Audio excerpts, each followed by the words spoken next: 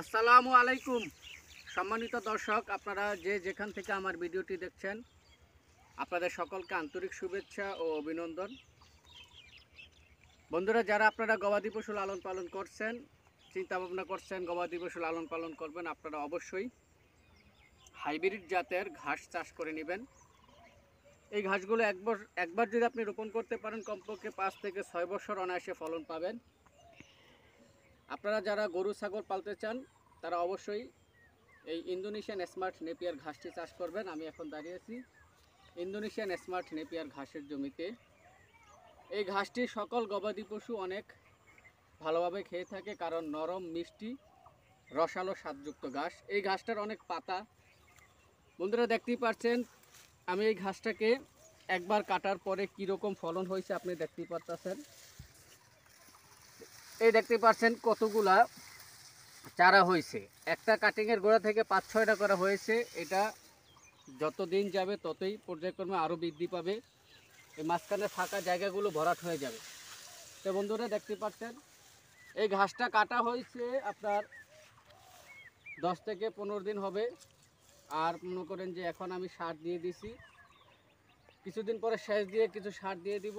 আমার ঘাসটা 1 মাস বা 35 দিনের ভিতরে 4 থেকে 5 ইঞ্চি লম্বা হয়ে যাবে। তখন এটাকে আমরা কেটে খাওয়াতে পারবো। যে বন্ধুরা, আপনাদেরকে আমরা যেই কাটিংগুলো দিয়ে থাকি এই ঘাসগুলোকে আমরা পরিপক্ক করি 5 থেকে 6 মাস অন্তরে আমরা এই ঘাসগুলা কাটিংয়ের জন্য কেটে থাকি। আপনারা যারা গবাদি পশু লালন পালন করে গবাদি পশুকে ঘাসের চাহিদা মেটাতে আপনারা অবশ্যই হাইব্রিড জাতের ঘাস চাষ করবেন। হাইব্রিড জাতের ঘাস হচ্ছে সবচেয়ে বেশি লাভজনক, অল্প দিনে ফলন দিয়ে থাকে। যারা ওয়ান হাইব্রিড, তাইওয়ান আর ইন্দোনেশিয়ান স্মার্ট নেপিয়ার। আরও নতুন নতুন ঘাস আমাদের কাছে আছে, যেমন গুয়াতিমালা হাইব্রিড নেপিয়ার ঘাস।